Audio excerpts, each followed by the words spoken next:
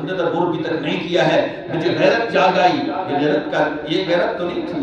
رسول اللہ صلی اللہ علیہ وسلم نے فرمایا جس کے گھر میں ایک بیٹی پیدا ہو اور جس کے گھر میں 3 بیٹیاں ہوں اس کے لیے جنت کے 3 دروازے کھلے. ایک صحابی کھڑے ہو گئے، اللہ کے رسول جس کے گھر میں 2 بیٹیاں پیدا ہوں. اللہ کے رسول فرمایا جس کے گھر میں 2 بیٹیاں ہوں اس کے لیے جنت کے 2 دروازے کھلے.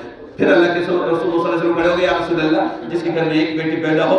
میرے پاک پیغمبر نے فرمایا جس کے گھر میں ایک بیٹی پیدا ہوگی اس کے لیے جنت کا ایک دروازہ کھلا ہے. بیٹی رحمت ہے، بیٹی مہربان ہے، بیٹی شفقت ہے، بیٹی کریم ہے.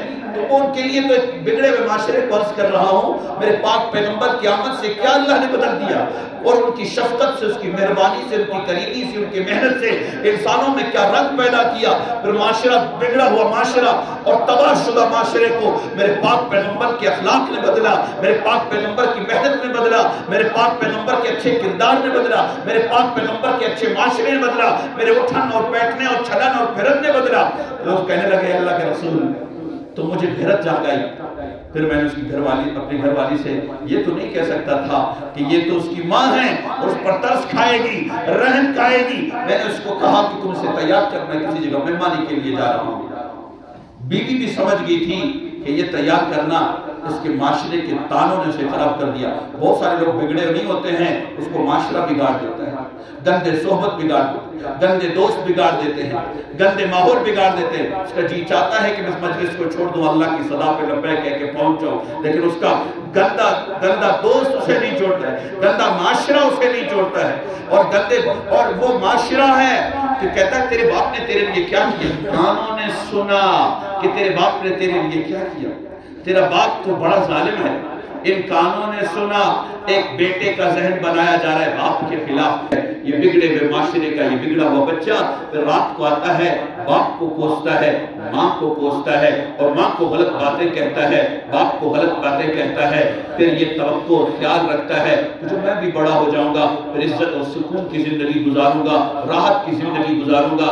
رب کعبہ کی قسم، اس رب ذوالجلال کی قسم، تیری زندگی کو اللہ تیرے لیے زندہ دوزخ بنا دے گا، اور تو کبھی راحت کے لیے ترسے گا، تو رات کی نیند کے لیے ترس جائے گا، اور تیری ساری زندگی اور لرزتے ہوئے محتاجگی کی گزر جائے گی، اور کبھی عزت اور راحت کی زندگی پا نہیں سکتے ہو جب تیرے باپ کے موٹے آنسو تیرے دکھ سے گریں اور تیری ماں کے آنکھوں میں آنسو تیرے دکھ سے لگیں. کبھی معاشرہ زندہ ہو نہیں سکتا ہے. تو وہ بگڑا ہوا معاشرہ میں معاشرہ بگاڑتا ہے. کبھی اصلاح کے لیے کبھی بات کی ہے؟ کبھی باپ کا اب بیٹے کو تم باپ کے خلاف تیار کر رہے ہو. یہ کیسا معاشرہ ہے؟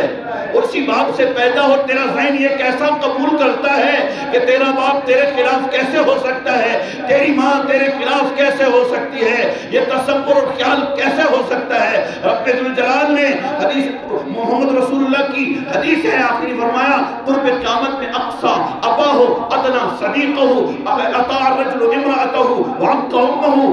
بیٹا آئے گا باپ کا نافرمان ہوگا، بیٹا آئے گا ماں کا نافرمان ہوگا، دوستوں کو ٹائم دے کے آئے گا، ساری رات باپ اس کے انتظار کرے گا. اس کے ڈر کی وجہ سے اللہ کے رسول نے فرمایا لعنت تیری زندگی پر کہ تیری وجہ سے اور تیرا باپ تجھ سے ڈرنے کی وجہ سے تجھے کچھ نہ کہہ سکے، تیرے ڈر کی وجہ سے تجھے کچھ نہ کہہ سکے. تیری زندگی پر لاکھوں لعنت کہ تجھے کوئی سوال نہیں کر سکتا ہو. تو وہ کہنے لگا اے اللہ کے رسول مجھے غیرت جاگ آئی. میں نے اس معصوم بچے کو اٹھایا، رات کو مجھے راستے میں پوچھتی رہی، وہ بچی پوچھتی رہی، کبھی آگے کو جاتی کبھی پیچھے کو جاتی، کبھی آگے کو آتی کبھی پیچھے کو آتی. مجھ سے کہتی ابا کیا کرو گے؟ تو میں یہ کہہ نہیں سکتا تھا تجھے کیا کر لوں گا. میں جنگل لے کے گیا، میری بیٹی مجھے کہنے لگی ابا تو یہاں مجھے کیا کر لو گے؟ 11 سال کی بچی باپ سے سوال کر رہی ہے اور پوچھ رہی ہے جنگل کے بیابان میں مجھے کیا کرو گی؟ اور تو پھر میں ان کے لیے کھڈا کھود رہا تھا. اے اللہ کے رسول میں کھڈا خود کھود رہا تھا، لیکن یہ رحمت کی میری بیٹی اور اپنے دامن میں مٹی اٹھا کے باہر نکال رہی تھی. لیکن میرے موٹے آنکھوں میں آنسو تو ضرور تھے، دل کانپ ضرور رہا تھا، لیکن گندے معاشرے کے تانے مجھے یاد آ رہے تھے، میرے معاشرے کے غلیظ تانے مجھے یاد دلا رہے تھے. مجھے میرے دوستوں کا خیال اور تصور آیا کرتا تھا کہ میں اگر اس بچی کو واپس لے کے جاؤں گا تو میرا معاشرہ مجھے کوسے گی، اور میرا معاشرہ میرے دوست مجھے لعنت بھیجیں گے، اس لیے میں نے مجبور ہو کر دل پہ پتھر باندھ کر اس بچی کو نیچے اتارا، اوپر سے مٹی ڈال دی، اوپر سے مٹی ڈال کے اس کو سیل کر دیا، اور وہ پھر چیخ چیخ کے پتہ نہیں اس کا کیا حالت ہو گیا۔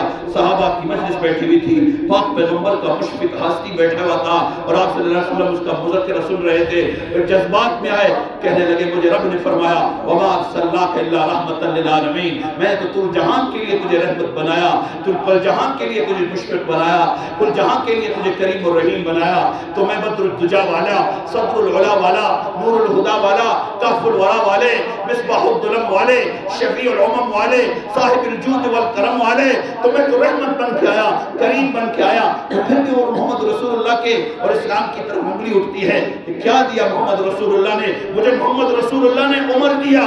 میرے آپ کے زمانے میں 1.25 لاکھ صحابہ کی تاریخ پڑھ کے دیکھ، سیر صحابہ کا مطالعہ کر کے دیکھ، مجھے عمر ملا، مجھے ابو بکر ملا، مجھے عثمان ملا، مجھے علی ملے۔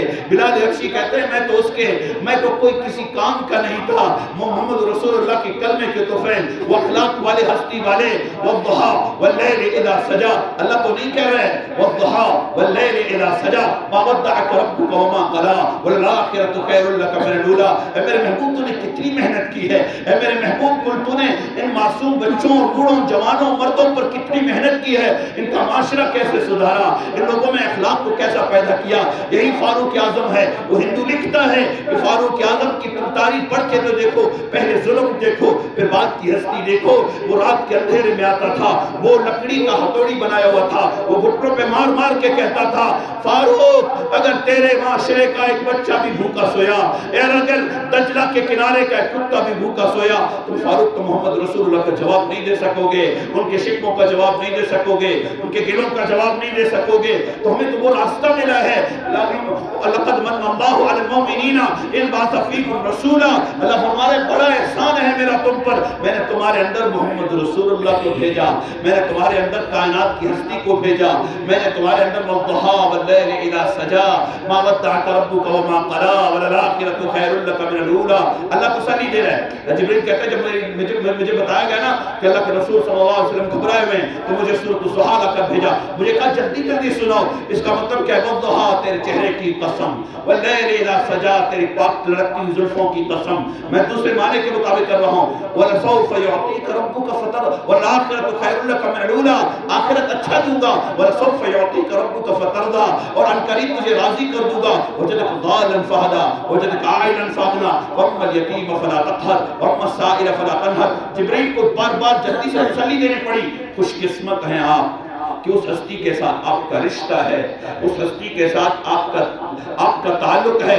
سب سے پہلے مشیت کے انوار میں نقش روح محمد بنایا گیا، پھر اسی نقش سے مانگ کر روشنی بزم کونوں مکان کو سجایا گیا۔ وہ محمد بھی، احمد بھی، حامد بھی، محمود بھی، اس نے مطلق کا وہ شاہد بھی، مشہود بھی، وہ ظاہراً امیوں میں اٹھایا گیا، علم و حکمت میں وہ غیر محدود بھی۔ میں ان کے قدموں میں قربان کیوں نہ جاؤں اے کرم، جن کے ہاتھوں سے جنت بنائی گئی، جن کے قدموں میں جنت سجائی گئی، جن کے ہاتھوں سے کوثر لٹایا گیا۔ میرا آپ کا اس کے ساتھ رشتہ ہے، یہ رشتہ مضبوط رکھیے گا، اور جو اس کی تعلیمات ہیں اپنی زندگی میں، اپنی اولاد کی زندگی میں لائیے گا۔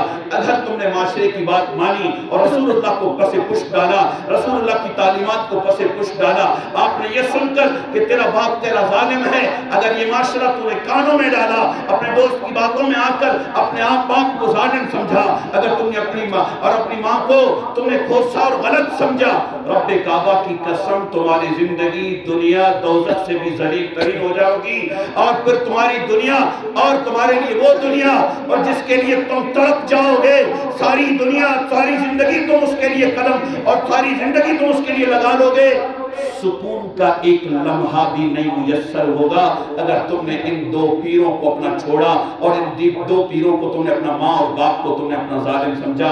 یہ معاشرہ غلط ہے، اگر تجھے کوئی سمجھاتا ہے وہ تیرا دوست نہیں، تیرا دشمن ہے۔ اس معاشرے کو چھوڑو، اس دوست کو چھوڑو جو اللہ اور اللہ کے رسول کی بغاوت تجھے سمجھاتا ہے اور رسول اللہ کی تعلیمات کو تجھے بغاوت میں بدل دیتا ہے۔